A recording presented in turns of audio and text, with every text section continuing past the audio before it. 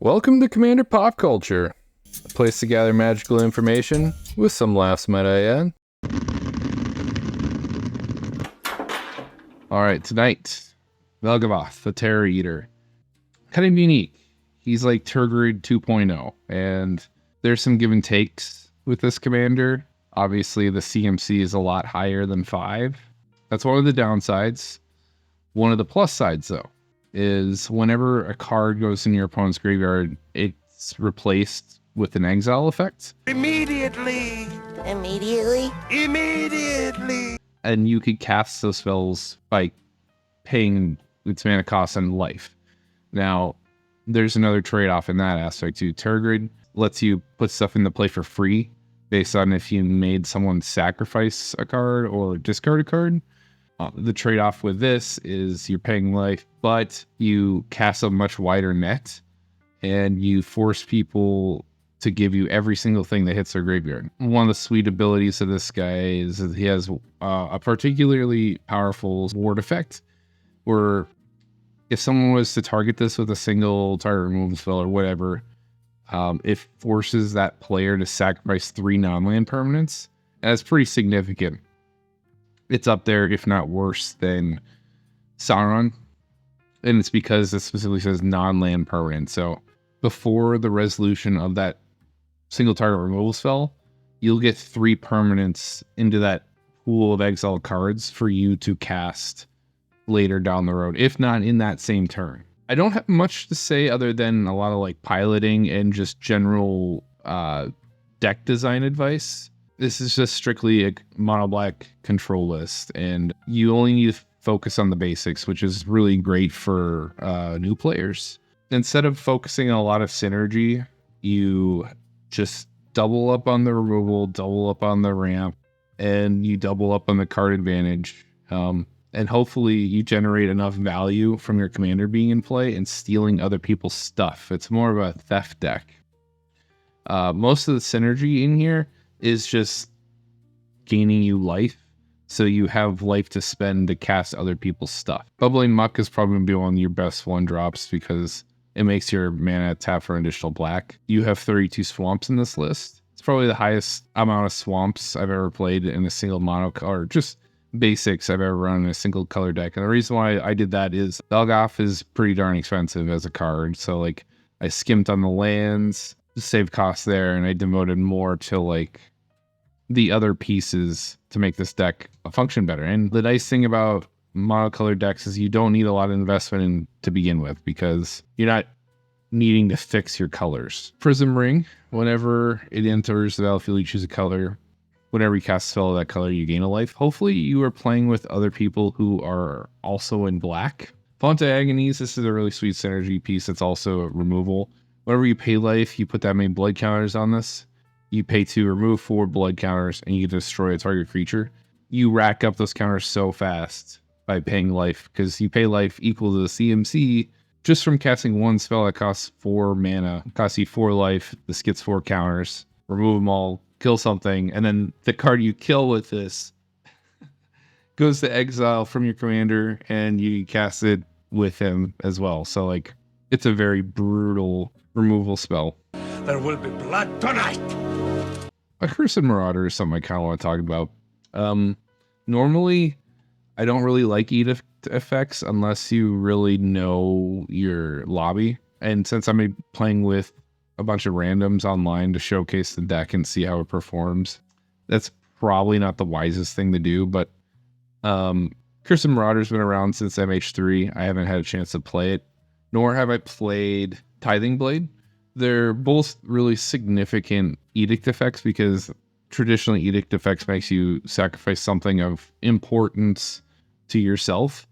Both the Marauder and this is a 2-mana edict effect that is very little or no consequence to yourself. If you haven't tried them, I highly recommend you give it a shot. Demon's Horn, this is another synergy piece of gaining a life. It's any player cast a black spell, you gain a life. So black is a really popular color. It's the most popular color. I think the likelihood of someone else playing black is quite high. I don't know where to run, because this is new from Duskmourn.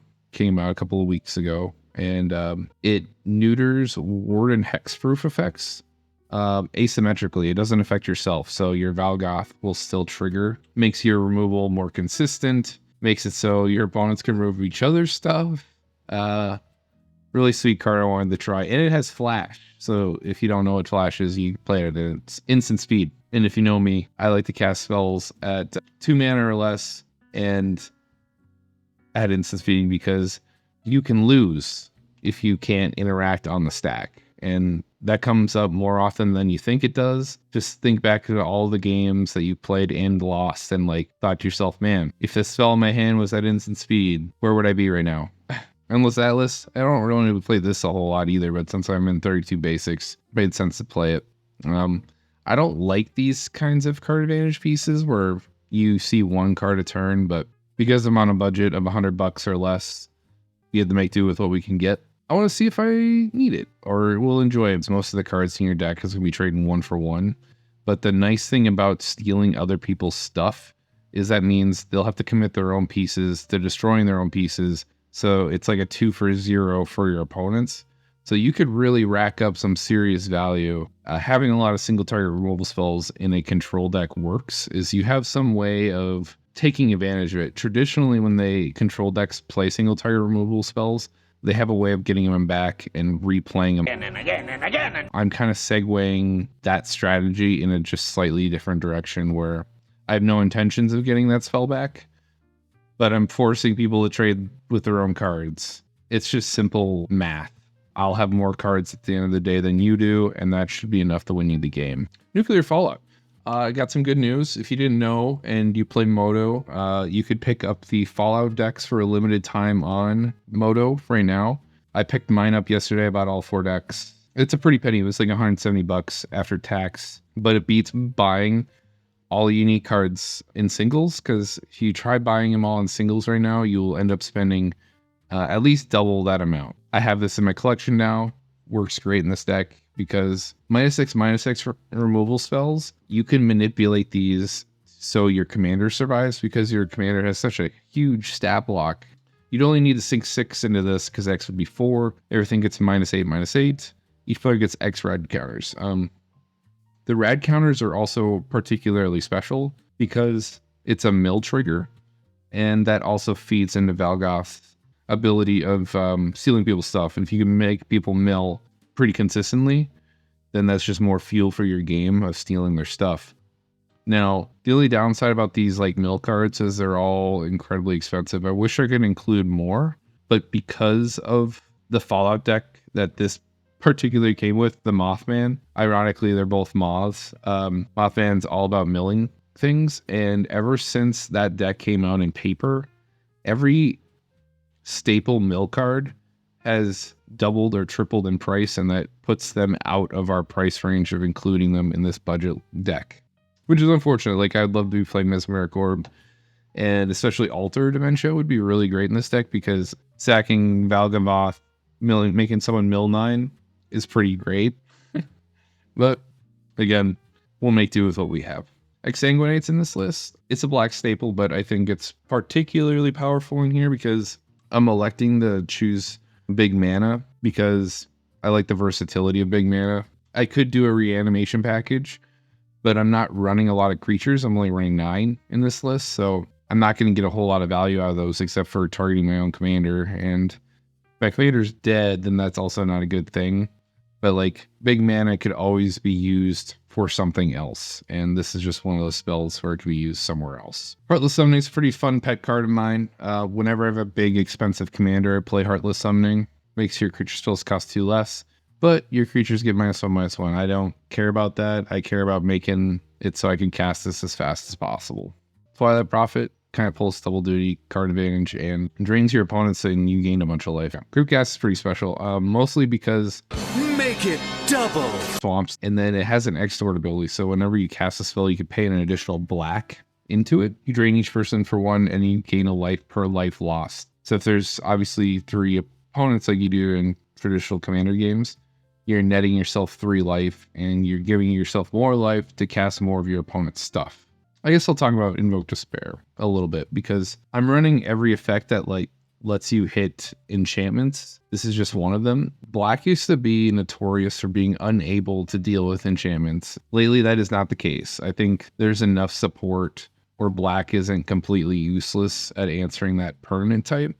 Now we just need black to answer artifacts, because that's still pretty awful. That is terrible. I'm not a big fan of mono black because of how pigeonholed you are in your ability to answer problems. Usually because of that, like, Achilles heel that always comes up, where it's the downfall of our games. And I actually don't win very many games when I play mono black. And it's either a combination of the popularity of the color and all the staples being incredibly expensive to make the deck function. Monocolor decks are supposed to be able to do one thing really well.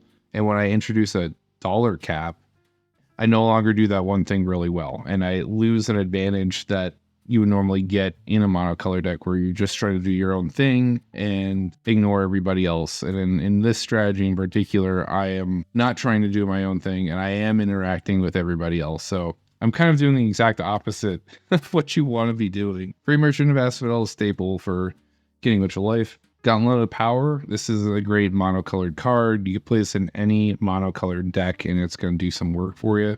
You choose a color. Or the best part is your basic lands tap for double. Next to the coffers, generates you a ton of mana. Fire Shrieker.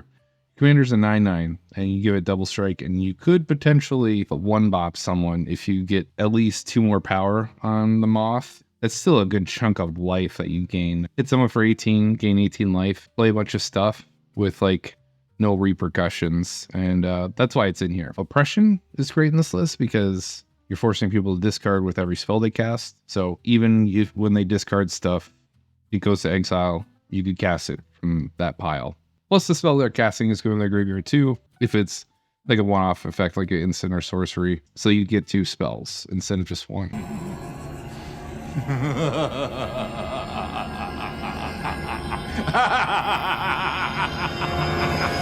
Necrodominance. This is a new card I wanted to try too. I'm genuinely surprised how cheap it is for $4.50.